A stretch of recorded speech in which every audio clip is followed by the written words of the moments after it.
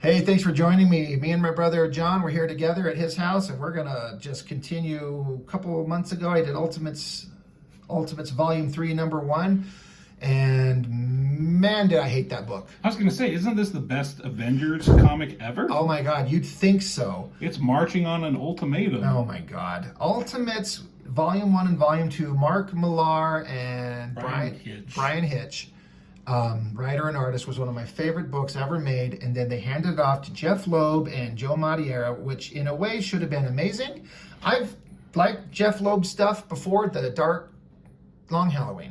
Long Halloween is one of my favorite comic stories of all time. I've read it once, and I remember loving it, but I don't own it. I think I must have borrowed yours. Yeah, and he's done some great stuff. He did the Spider-Man Blue, Daredevil Yellow stuff. He's done some good stuff. This is not it. No. But the biggest crime of all is taking Joe Madureira and foregoing inkers to just color this Christian Lichtner, who does great colors. Like, his color work is good, but I cannot tell you how much I hate the way it's unfocused, muddy, blurry. Yeah. It's a complete waste of a beautiful opportunity. I hate it. Joe Mad's compositions, the angles, his movement, his action, it's all there. Yeah, it's hard to, what is going on here? It's hard to tell.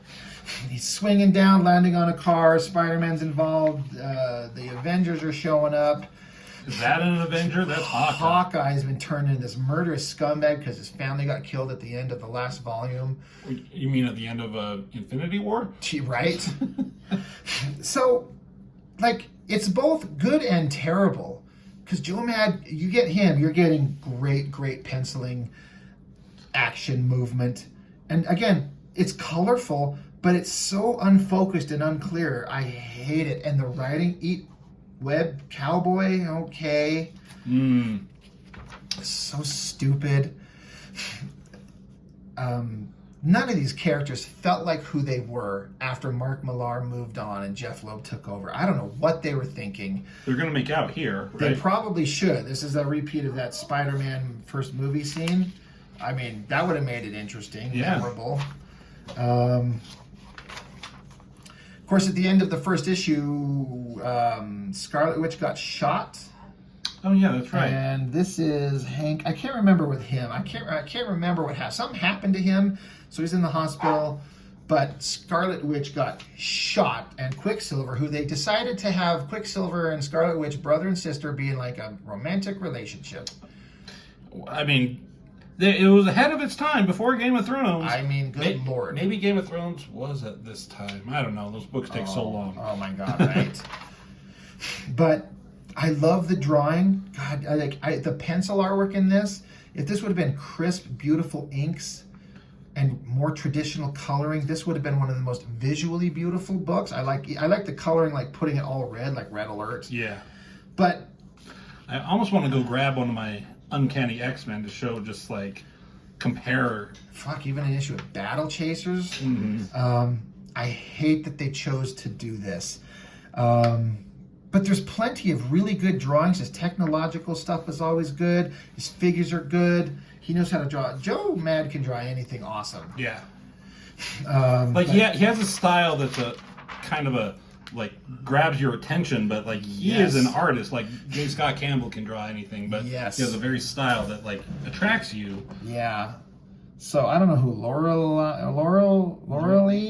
I don't know who that is. Blob, Sabretooth, Mystique, Madrox.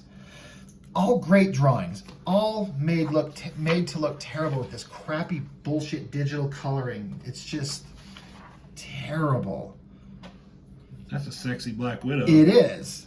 Joe Mad can draw anything. We've said this plenty. It turns out that's Mystique I forget, Black Widow got killed at the end of the Volume 2.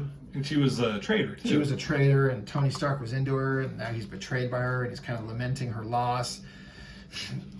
This felt like... That other one felt like a big budget, live action, awesome action movie, and this feels like a kid's cartoon trying to be adult. There are some, like I've said, some great drawing things.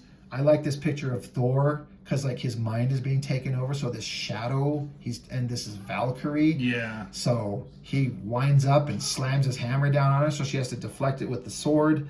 His drawings, like he makes hot girls and big muscular guys look awesome. Yeah, and he's not known for like his hot women, but he knows how to draw. I don't know. I mean, that Red Monica.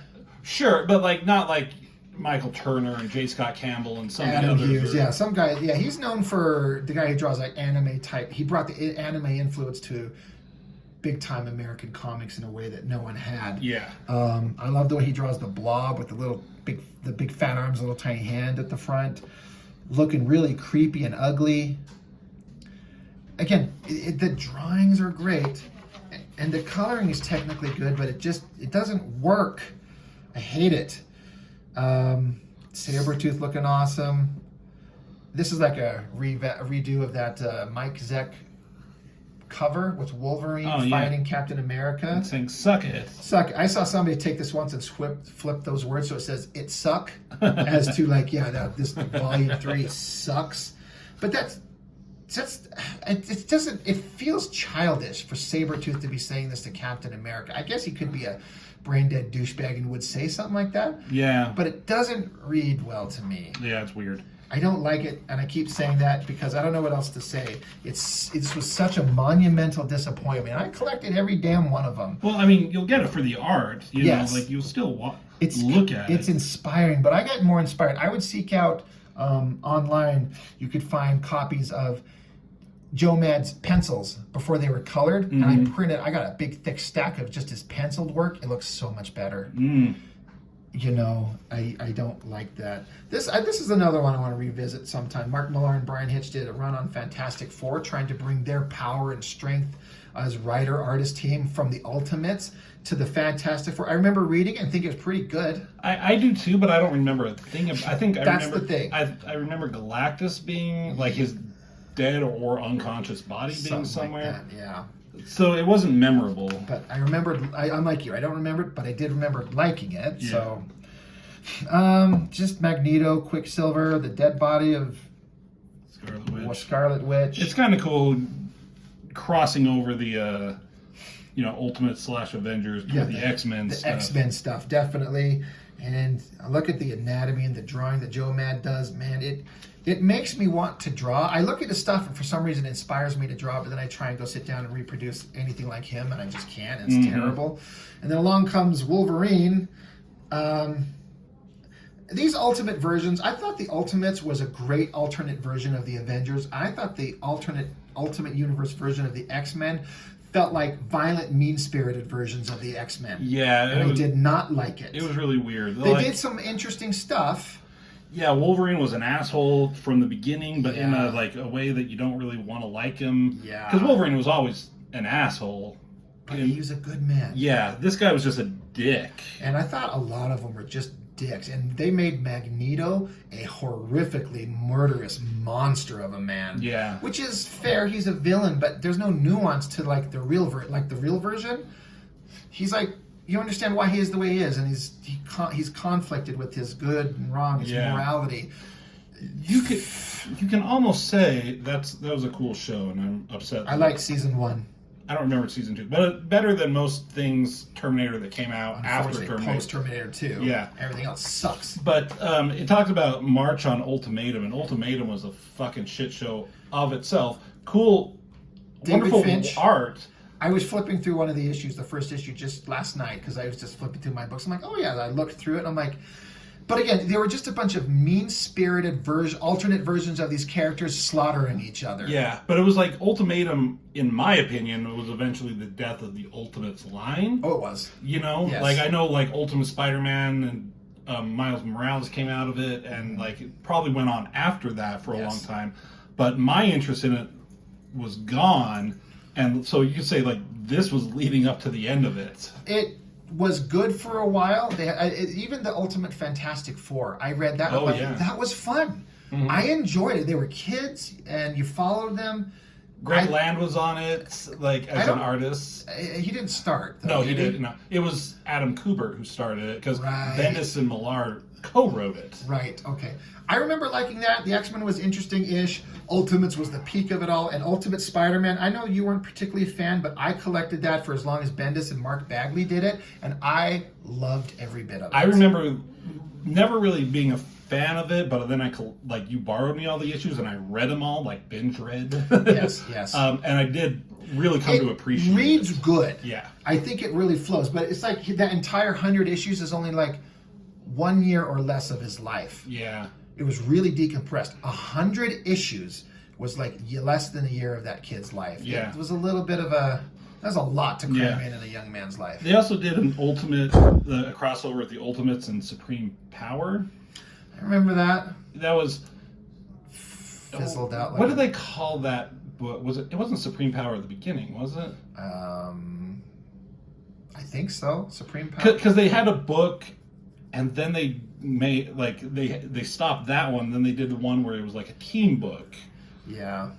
It was Supreme Power by, I can't remember who wrote it, but it was great. Straczynski, yes. And Gary Frank drew it. Yes. That is one of my favorite runs, although it doesn't wrap up. No. It ends on like a big cliffhanger. We're just waiting for it to go into a thing. But it's like it was so good they had to like start connecting it to other books, which never let it finish what it was doing. Yeah. But, I mean, it had like, they even had like, they dug out their version of Wonder Woman, introduced her walking her butt-ass naked. Like, You're like, oh, they're really going kind of adult. I loved it, and I have it dug out, and I'm going to go through it eventually.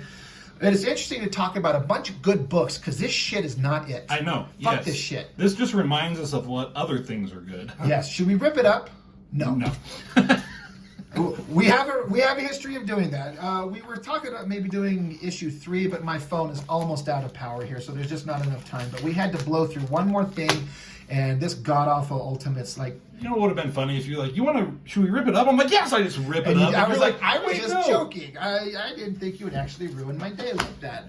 But we'll certainly be looking at the rest of them, because it deserves a look at how good Joe Mad's pencils are, but how shitty the melding of the coloring is, and how bad the writing is. So that's it. That's all I've got for that one, man. Fuck that shit. I gotta go take a poop. Hey, go take a dump, buddy.